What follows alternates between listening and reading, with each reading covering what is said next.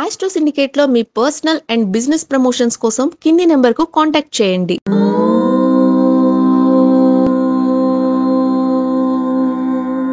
అందరికీ నమస్కారం. శ్రీమాత్రే నమః. Flash news. ఎందుకంటే ఇవాళ పొద్దుటి నుంచి నాకు ఒకటే ఫోన్లు, గురుగారు మాకు ఈ పని చేసుకోవచ్చా, ఈ పని వల్ల ప్రతిఫలం ఉంటుందా అనేటువంటి అనేక అనుమానాలు. ఏమిటి ఆ ఫ్లాష్ న్యూస్ అంటే, మనకి ఈ యొక్క మహిళామణులందరికీ కూడా జోహార్లు. ముందు ఎందుకంటే మన యొక్క సనాతన ధర్మాన్ని పాటిస్తున్నటువంటి మహిళలకి శిరస్సు వంచి నమస్కరిస్తున్నాను. చాలా మంచి ఎన్నో అనుమానాలని నివృత్తి చేసుకుంటున్నారు, కొత్త కొత్త సనాతన ధర్మ విశేషాలు తెలుసుకుంటున్నారు. కాబట్టి వాళ్ళందరికీ కూడా మరొకసారి మనం అభినందన తెలియజేసుకుంటూ ఉన్నాం.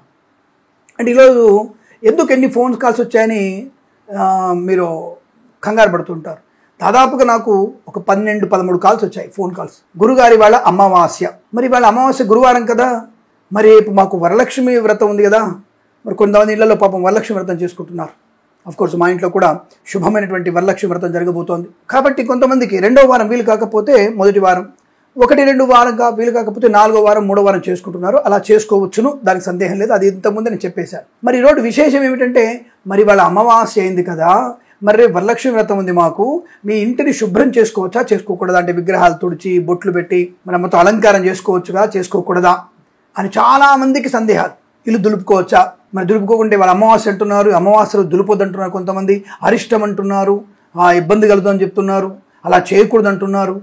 అంటున్న వాళ్ళకి చెప్పండి, మనము ఈ అమావాస్య రోజున జ్యేష్ఠాలక్ష్మిని అంటే దరిద్ర దేవతని బయటికి వెళ్ళగొట్టుకుంటున్నాము. అది మంచిదే కాదని కూడా చెప్పాడు. ఈరోజు పటాలు కడుగుద్దని కూడా చెప్పాడు. మీకు ఏ పంతులు గారు చెప్పారు? అలా చెప్పినోడు వాడు పంతులే కాదు, అలా చెప్పినవాడు అసలు చదువుకున్నవాడే కాదు, జ్ఞానవంతుడే కాదు. కాబట్టి మనము ఈరోజు అమావాస్య మంగళవారం తిరగొద్దు. కొంతమంది మంగళవారం శుభ్రం చేసుకోవచ్చు అని అడుగుతారు. ఏ వారమైనా సరే భగవంతుని శుభ్రం చేసి భగవంతుని యొక్క అలంకారం చేసుకోవడానికి ప్రతి వారం శ్రేష్టమే. ఏ సమయంలో చేయకూడదు?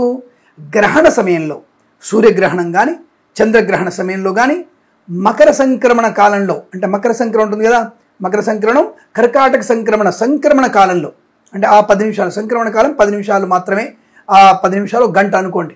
ఆ సమయంలోనూ గ్రహణ సమయంలోనూ ఈ 3 సార్లు మనము ఈ దేవుని శుభ్రం చేయొచ్చు. అలాగే మన ఇంట్లో పెద్దవాళ్ళు కాలం చేసినప్పుడు ఆ 12 రోజులు కూడా దేవుడి పాత్రలు ఏవి కూడా ముట్టుకోకూడదు, దేవుడిని కడగకూడదు, మనం కడగకూడదు. అయితే ఎవరికైనా ఇచ్చి దేవతార్చన చెప్పొచ్చు, దేవుడిని ఇంకోళ్ళని పిలిచి నీళ్ళలో పెట్టమని చెప్పవచ్చు. పటాలు కాదుండయి, దేవుడి విగ్రహాలు మాత్రమే, అది కూడా వెండి విగ్రహాలు, బంగారు విగ్రహాలు లాంటివి. అంతే తప్ప ప్రతి నిత్యము కూడా మనకు 365 రోజులలో దేవుణ్ణి మంగళవారం కాకుండా ప్రతిరోజు మనం కడగవచ్చును. కొంతమందికి సందేహం, అనేక సందేహాలు ఆడవాళ్ళకి పాపం. స్వామి నేను నాన్ వెజ్ గుడ్డు తిన్నాను స్వామి, నేను దేవుని ముట్టుకోవచ్చా? స్నానం చేసి ముట్టుకోండి. ఉదయం పూట హడావుడి, పాపం ఆఫీస్కి వెళ్ళాలి, ఆఫీస్ పనులు కూడా పాపం ఆడవాళ్ళకి. రేపు వరలక్ష్మి వ్రతం సెలవు పెట్టుకున్నారు పాపం, మంచిదే.